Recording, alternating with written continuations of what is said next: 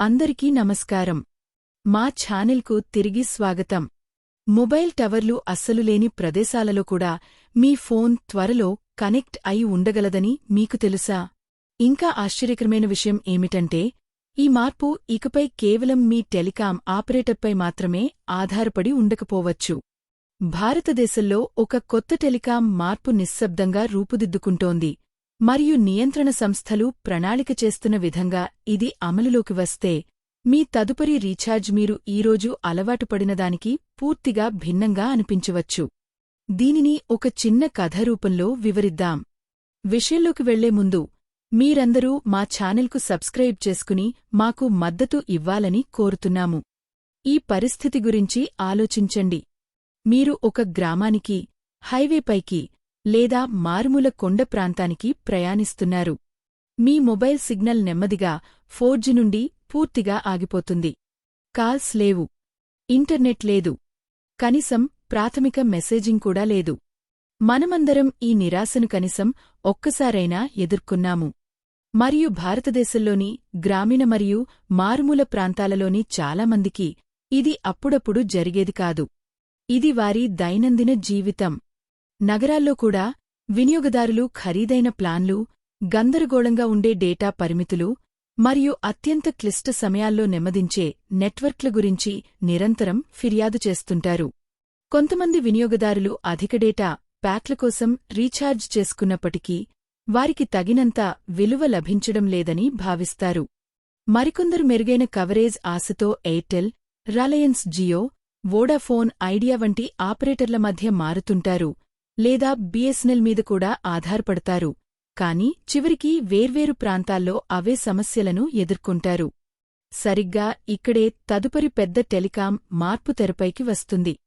ఇప్పుడు మీ ఫోన్ కేవలం భూమిపై ఉన్న టవర్లపై మాత్రమే ఆధారపడకుండా ఆకాశంలోని ఉపగ్రహాలకు కూడా నేరుగా కనెక్ట్ అయ్యే ఒక వ్యవస్థను ఊహించుకోండి. దీనినే డైరెక్ట్ టు డివైస్ లేదా డి2డి శాటిలైట్ కనెక్టివిటీ అంటారు. ఇటీవల telecom regulatory authority of India ఈ సాంకేతికతను భారతదేశంలో ఎలా ప్రవేశపెట్టాలనే దానిపై చురుకుగా చర్చిస్తోంది. ఇక్కడే విషయాలు ఆసక్తికరంగా మారతాయి. స్టార్లింక్ వంటి గ్లోబల్ ప్లేయర్లు ఇప్పటికే ఇతర దేశాలలో ఇలాంటి సేవలను పరీక్షిస్తూ విస్తరిస్తున్నారు. ఈ ఆలోచన సరళమైనది కానీ శక్తివంతమైనది. సమీపంలో టవర్ లేనప్పుడు మీ సాధారణ స్మార్ట్ఫోన్ నేరుగా శాటిలైట్ నెట్వర్క్కు కనెక్ట్ అవ్వగలదు. డిష్ అవసరం లేదు. ప్రత్యేక పరికరం ఏమీ లేదు. కేవలం మీ ఫోన్ చాలు.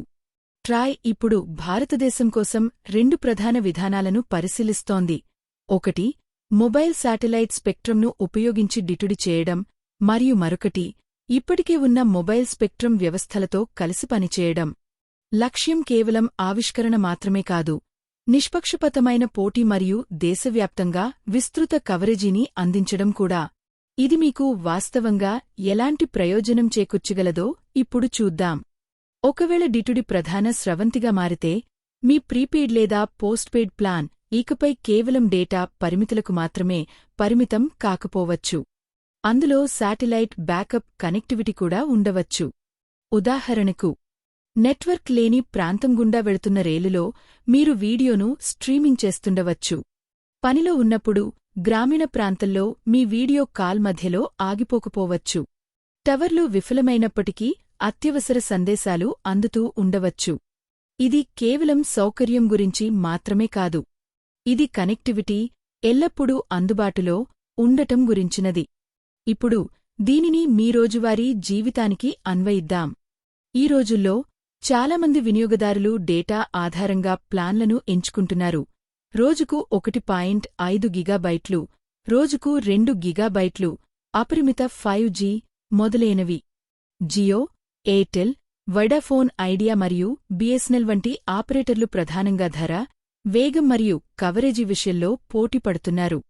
కానీ డి2డి రంగంలోకి ప్రవేశించడంతో పోటీ ఎవరు ఎక్కువ డేటా ఇస్తారు నుండి ఎవరు ప్రతిచోటా నిరంతరాయ కనెక్టివిటీని అందిస్తారు అనేదానికి మారవచ్చు.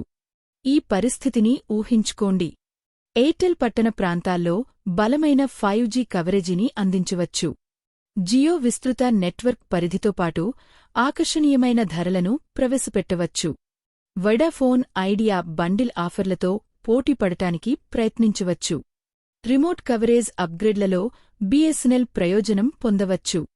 కాని ప్రతి సిగ్నల్ అంతరాన్ని పూడ్చే సమతాస్థితి సాధనంగా డిటుడి మారవచ్చు. ఇప్పుడు చాలామంది వెంటనే గమనించని విషయం ఒకటి ఉంది. ఈ టెక్నాలజీ ప్లాన్లను రూపొందించే విధానాన్ని మార్చగలదు.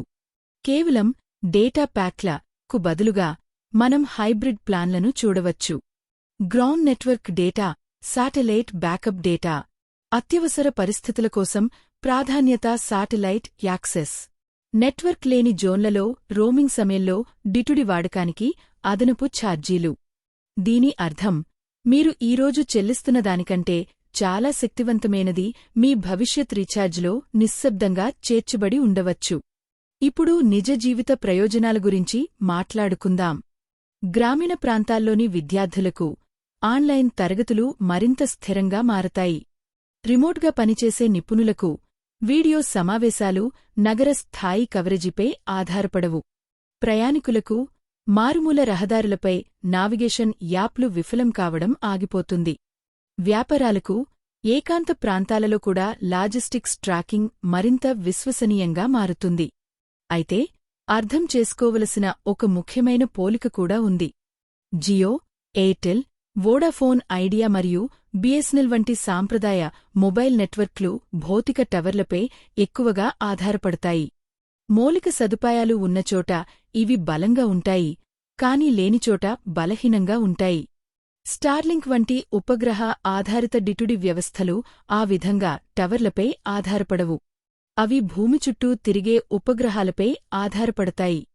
దీనివల్ల అవి మారుమూల ప్రాంతాలలో మరింత స్థిరంగా ఉండే అవకాశం ఉంది, కాని అవి వాతావరణ పరిస్థితులు, పరికర అనుకూలత మరియు నియంత్రణ ఆమోదాలపై కూడా ఆధారపడి ఉంటాయి. కాబట్టి ఏ ఒక్క వ్యవస్థ కూడా ఒంటరిగా పరిపూర్ణమైనది కాదు. భవిష్యత్తులో ఈ రెండింటి కలయిక ఉండే అవకాశం ఉంది. ఇప్పుడు వినియోగదారులు గుర్తుంచుకోవాల్సిన స్మార్ట్ చిట్కాల గురించి మాట్లాడుకుందాం. మొదటగా, డిటుడి మీ సాధారణ మొబైల్ ప్లాన్ను భర్తీ చేస్తుందని భావించవద్దు. ప్రారంభంలో ఇది చాలావరకు యాడాన్ లేదా హైబ్రిడ్ ఫీచర్గా ఉంటుంది. రెండవది, దాగి ఉన్న ఖర్చుల పట్ల జాగ్రత్తగా ఉండండి. శాటిలైట్ కనెక్టివిటీ నిర్వహణ ఖరీదైనది, కాబట్టి ప్రారంభ ప్లాన్లలో ప్రీమియం ఛార్జీలు కనిపించవచ్చు. మూడవది, పరికర అనుకూలతను తనిఖీ చేయండి. అన్ని స్మార్ట్ఫోన్లు స్వయంచాలకంగా డిటుడికి మద్దతు ఇవ్వవు. సాఫ్ట్వేర్ మరియు హార్డ్వేర్ అప్డేట్లు అవసరం కావచ్చు. నాల్గవది, సరసమైన వినియోగ విధానాలపై శ్రద్ధ వహించండి. ప్లాన్లు అపరిమితం అని చెప్పినప్పటికీ శాటిలైట్ బ్యాకప్ వినియోగానికి ప్రత్యేక పరిమితులు ఉండవచ్చు. ఇప్పుడు కొన్ని ముఖ్యమైన హెచ్చరికలు. కవరేజ్ ఇంకా అభివృద్ధి చెందుతూనే ఉంది. అధిక వినియోగ సమయంలో శాటిలైట్ వ్యవస్థలలో కూడా స్వల్ప జాప్యం లేదా వేగం తగ్గడం జరగవచ్చు. ధరలు ఇంకా ఖరారు కాలేదు, కాబట్టి ప్రారంభ ఆఫర్లు ఆకర్షణీయంగా కనిపించినా తర్వాత మారవచ్చు. మరియు అన్నింటికన్నా ముఖ్యంగా, టెలికాం రెగ్యులేటరీ అథారిటీ ఆఫ్ ఇండియాలో చర్చలు చురుకుగా జరుగుతున్నప్పటికీ భారతదేశంలో నియంత్రణ అమలుకు సమయం పడుతుంది. కాబట్టి తక్షణ మార్పులను ఆశించి తొందరపడకండి. ఇప్పుడు పెద్ద ప్రశ్న, మీరు దీని గురించి ఇప్పుడే పట్టించుకోవాలా? ఇక్కడ నిజాయితీ సమాధానం ఉంది.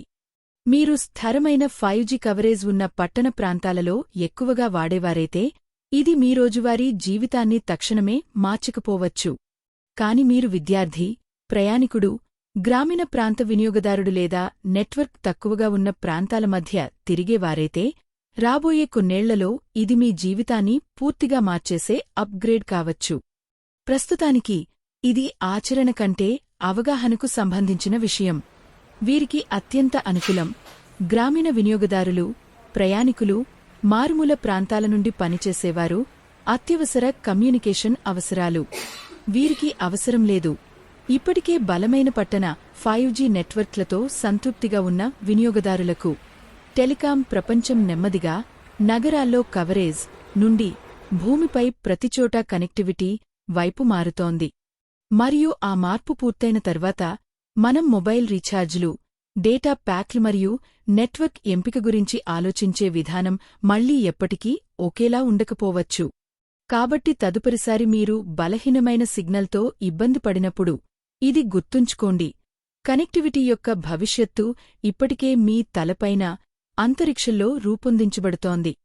మరియు అసలు ప్రశ్న ఈ సాంకేతికత వస్తుందా లేదా అనేది కాదు, కానీ మీరు ప్రతిరోజూ కనెక్ట్ అయ్యే విధానాన్ని ఇది ఎంత వేగంగా మారుస్తుంది అనేది. ఈ సమాచారం మీకు విలువైనదిగా అనిపిస్తే దయచేసి మీ గ్రూపులలో పంచుకోండి. సబ్స్క్రైబ్ చేయడం మర్చిపోకండి. ఈ వీడియో చూసినందుకు ధన్యవాదాలు.